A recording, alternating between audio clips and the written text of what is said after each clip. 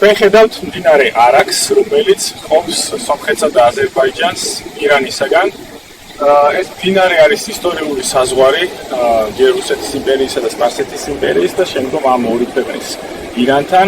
ეს საზღვარი არის ისტორიული საზღვარი, გამომდინარე იქიდან, რომ ეს საზღვარი მდინარე არაქსზე დადგინდა ჯერ კიდევ 1813 წელს გულისტანის ხელშეკრულებით, როდესაც რუსეთის იმპერიამ სპარსეთის იმპერიას წაართვა სამხრეთ-კავკასიის ტერიტორიები, მათ შორის მთლიანად დღევანდელი აზერბაიჯანი, ნახიჩევანის გარდა და სომხეთის ნაწილი, კონკრეტულად სიუნიკის პროვინცია.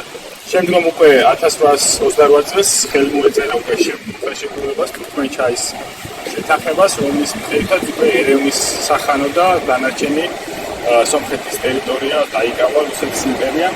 ეს არის დრო, როდესაც შეიძლება ვთქვათ, სპარსეთის იმპერიამ საბოლოოდ დათმო კავკასია და ის გადავიდა რუსეთის იმპერიაში და შეიძლება ესეთი შეფასება მივცეთ, რომ კავკასიასა და ახლო აღმოსავლეთს შორის ჩამოშალა ეგრეთ რკინის ფარ და ამის შემდგომ ჩვენ მაგალითად ქართველებს დიდად არ გვაინტერესებდა რა ხდებოდა ახლო აღმოსავლეთში, რა ხდებოდა თეირანში, ისპაანში, ანკარაში, ბაღდადში.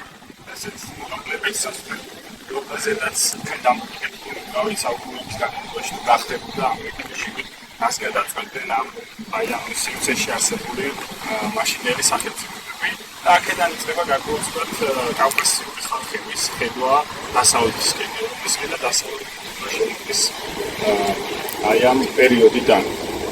მდინარე არაქსი ორად ყოფს აზერბაიჯანელ ხალხს, ნაწილი, როგორც მოგეხსენებათ, ეს ხორობს აზერბაიჯანის რესპუბლიკაში, ნაწილი ირანში და ზოგიერთად ვთქვათ, ნაციონალისტურ ჯგუფებში მდინარე არაქსი მიიჩნევა აზერბაიჯანული ერის ტრაგედია. გამომდინარე იქიდან, რომ ეს მდინარე არის საზღვარი, ეს საზღვარი ყოფს ამ ხალხს ორ სახელმწიფოში,